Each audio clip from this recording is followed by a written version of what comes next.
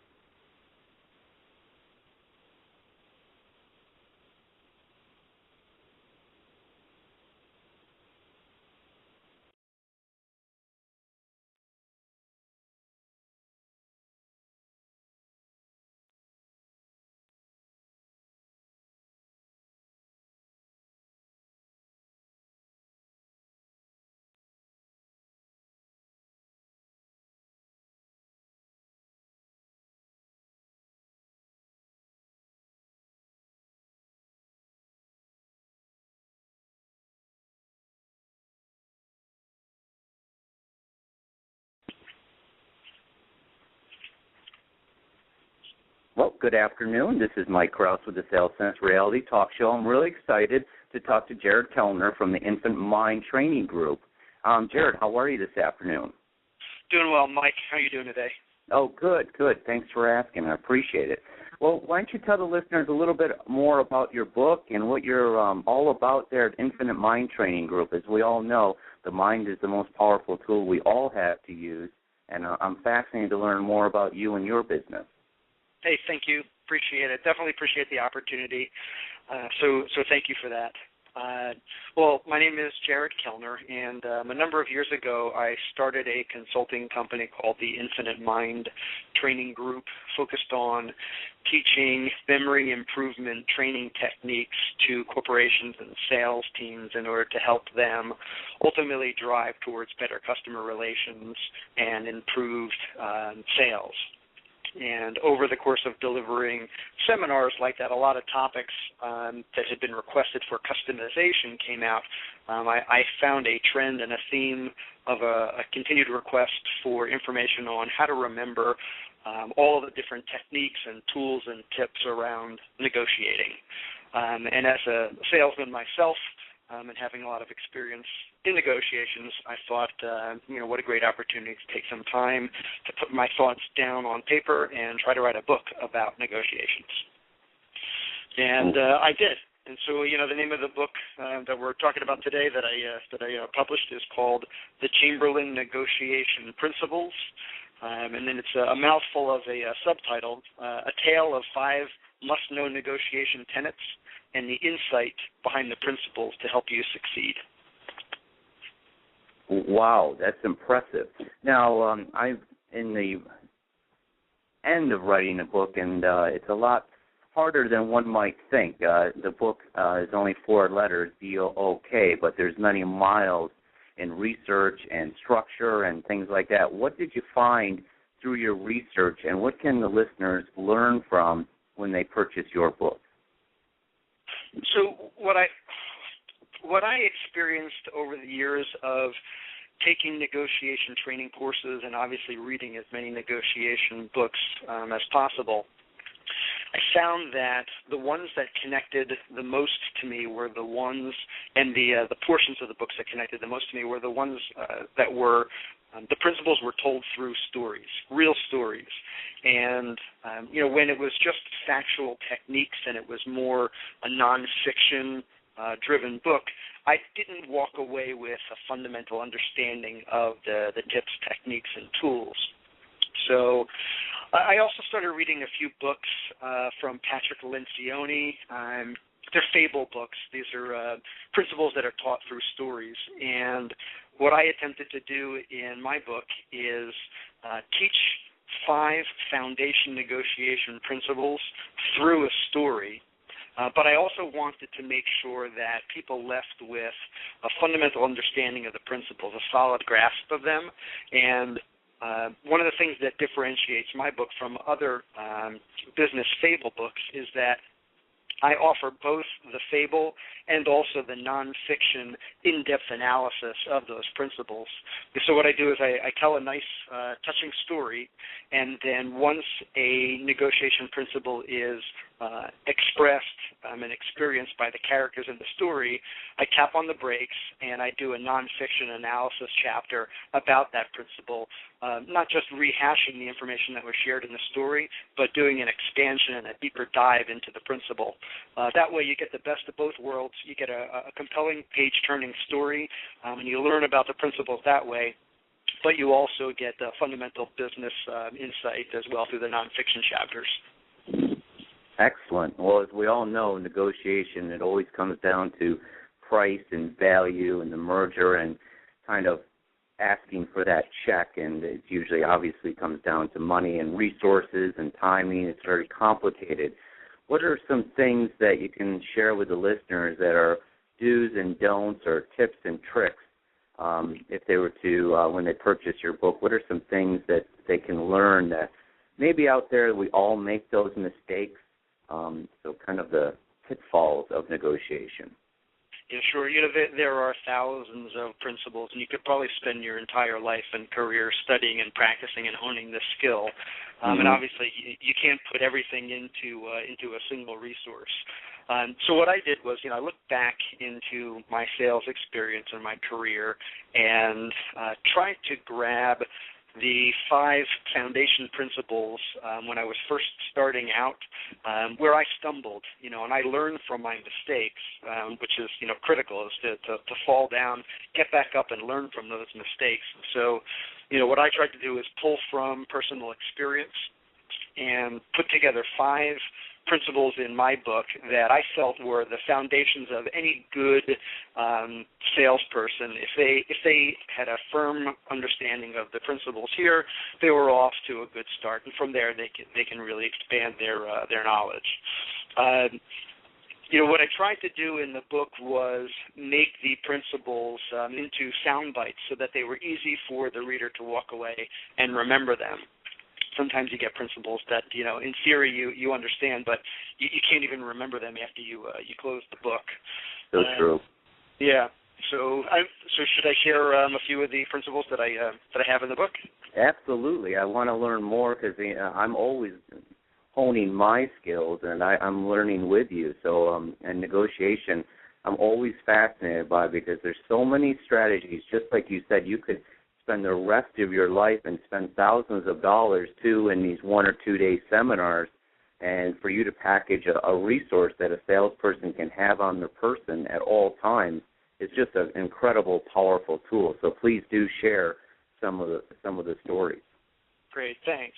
And the audience for the book, just before I get to some of the principles in the book, what I tried to do is that as I put together this fiction plus nonfiction type of a resource, my mind was around how do I expand the audience of the book to not just corporate sales guys that grab a book before they jump on the plane or the train and want something to read from a business perspective, but how do I tap into a market of people that don't really understand what negotiations is, and they would never really pick up a book about negotiation if it was a nonfiction textbook.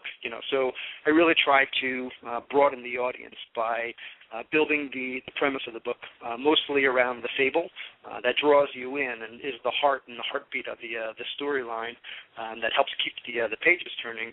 but also, once you are sucked in by that nice story, you get the foundation nonfiction analysis as well. So, one of the first principles I think junior sales folk always stumble upon is giving away too much before you're asked, just to make a sale. We often find times where unskilled negotiators will throw out a 10% to 15% discount just to try to make the sale. And, that there are times for that, but, in the story what I touch upon is that the negotiation, it's a marathon. It's not a sprint. And so be careful with how quickly you are willing to offer up any concession. You have to really understand what the value of each concession is that you give, and be very careful with how quickly you give those away. So principle number one is a negotiation is a marathon, not a sprint. Absolutely. And just to give you a little stat there is that 85% of sales professionals offer a discount before being asked. Isn't that incredible? That they don't even ask the right questions, or they don't even understand the solution. The sales rep immediately jumps to price. So it is a marathon and not a sprint. Very good point. What else? Just diving into that a little bit more granularly, what I find a lot of junior negotiators will offer is round number discounts for the sake of moving the discussion forward, 5%, 10%, 15%. The concession is not really based upon the financial merits of the deal. And what I found is that if I'm given a concession of a round number just for the sake of offering a concession, I know that there's more room that that could be negotiated. So if somebody gives me a 5% or a 10% discount, I know that it's not really based upon the cost or the margin of the actual product or service that's in play.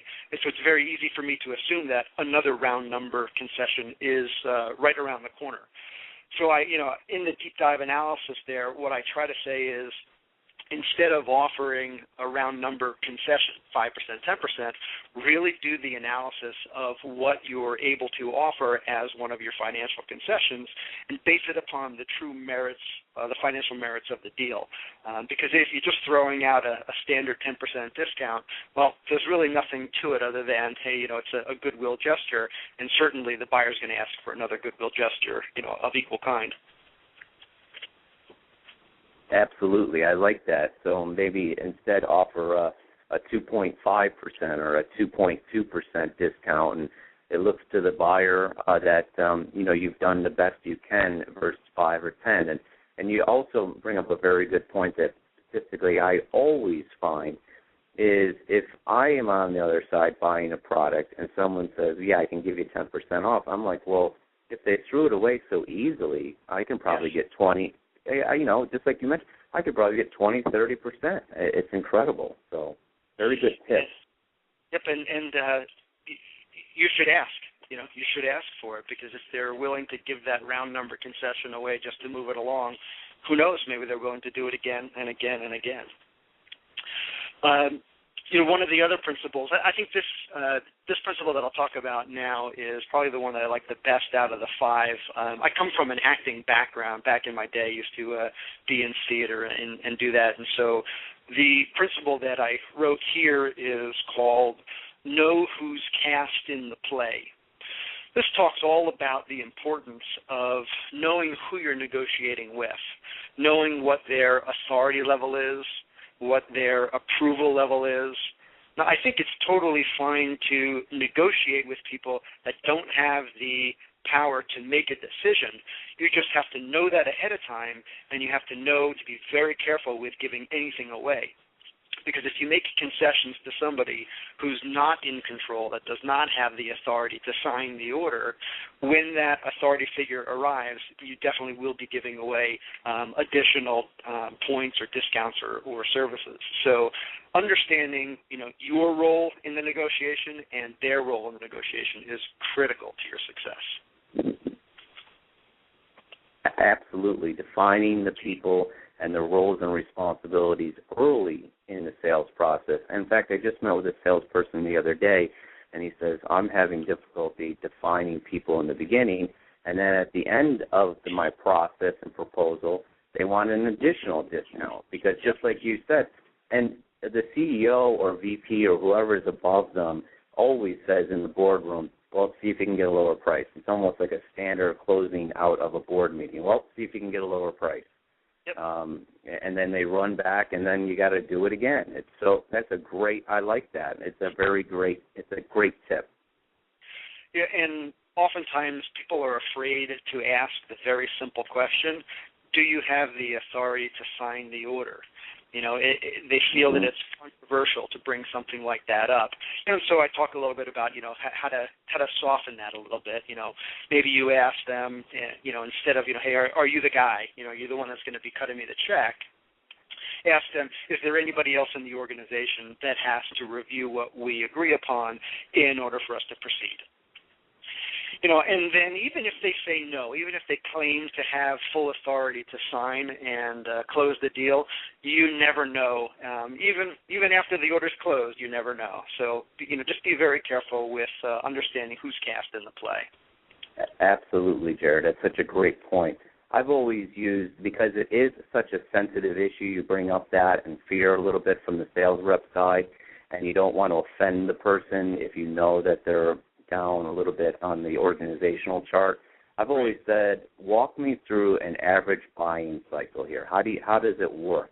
And then they'll tell you exactly how it works. Well, we go to committee, we do this, it goes to the board, and they'll kind of tell you exactly the buying process, because you hit the nail right on the head, is that it's a sensitive issue. We don't want to offend people in the sales process, that's for sure.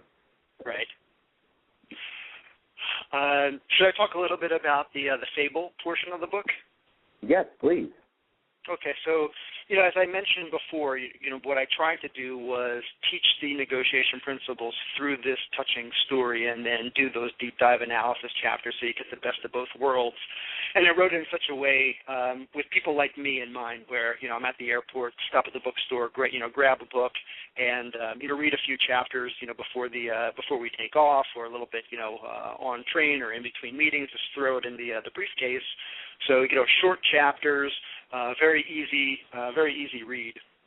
So the story is about a young guy who's graduated from college and just can't seem to find a job, and bounces around Manhattan from temp job to temp job, and he's running out of his parents' support to help him 6 months after his graduation. Ultimately, they threaten him and say, look, if you can't make it on your own, come on back home and you can be the assistant store manager at the family store. And to him, that's not really where he wants his career to go. So he's desperately trying to find a job for himself, and he stumbles upon a job and works his way in, and the manager, the boss of the company, basically says, I'm going to train you how to sell and how to negotiate, but if you make a mistake, and I expect everybody to make a mistake, you have to come in the next morning, get up in front of the group, and explain the error that you made and explain what you are going to do next time to avoid that same issue, almost like a debriefing. Mm-hmm. And, if you're able to figure out what the error was and explain it away, you get to keep your job. If you can't, well, then, we'll happily part ways. So, he makes his first mistake and can't figure out what the error was. And on his way home in the subway, he meets up with a homeless man who, through the story, we learn all about Chamberlain, the old guy in the story. That's where you get the book, The Chamberlain Negotiation Principles.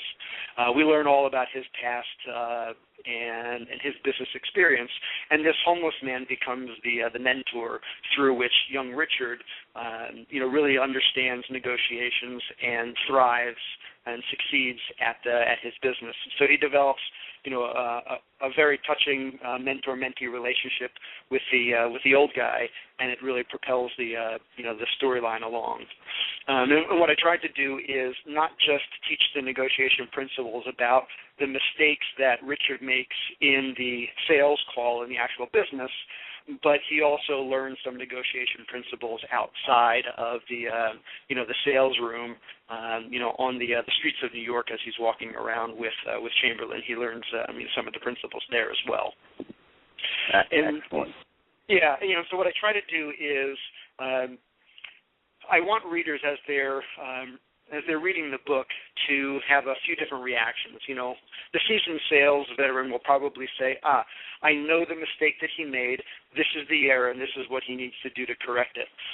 Someone maybe not so sure will say, I have no idea what just happened. And so when you turn the page and the secret is revealed of what the mistake is, you either validate the negotiation skill that you already have, or you learn something new, or you get a different understanding of something that's already in your tool bag. Absolutely. What made you come up with Chamberlain? Did you have that as a personal experience, or what made you do the subway, and what kind of is the basis of the fable? I've always liked the actor Richard Chamberlain, and I kind of used that as part of a verbal handshake between the two of them. Young Richard and old Chamberlain, and they have a little discussion. Chamberlain. Absolutely. Well, we're closing to the end of our show already. It goes by fast. It always does. And I want you to share a little bit more about how people can purchase the book, and maybe a little bit more about, Infinite Mind Training Group and how they can reach out to connect with you, Jared. Great. Sure. So the website is memory-trainers.com, or my name, jaredkelner.com. We'll get you both there. You can purchase the book through my website or on Amazon.com, Barnes & Nobles, and I'm happy to receive any emails or questions, and I'll call back and email everybody that has any questions. Oh, great. Well, Jared, you bring up a great solution here today. And number one is having a fable or a story of Chamberlain, and then integrating it with such a powerful topic as negotiation. And for pennies on the dollar, I encourage everyone to go out and purchase this book, because it's important to understand the process. If you don't understand the process and you're offering a discount just to offer a discount, like Jared has mentioned, that's mistake number one. And there's so many things you can learn from picking up a copy of this book, and just honing your skills. If you're not learning, you're dying. So it's important to always hone in. And also people that are on the other side of the table, I would imagine, can benefit from the book too, right, Jared? Absolutely. Yeah, so, well, I really appreciate everyone listening today, and I wish everyone good luck on their next sales call. And Jared, thanks so much for taking time out of your busy day, and enjoy the rest of your day. I appreciate it, Mike. Thank you so much for the opportunity to have this discussion with you. Greatly appreciate it. Hey, happy to have you, Jared. Have a nice day now. Okay, bye now. Bye.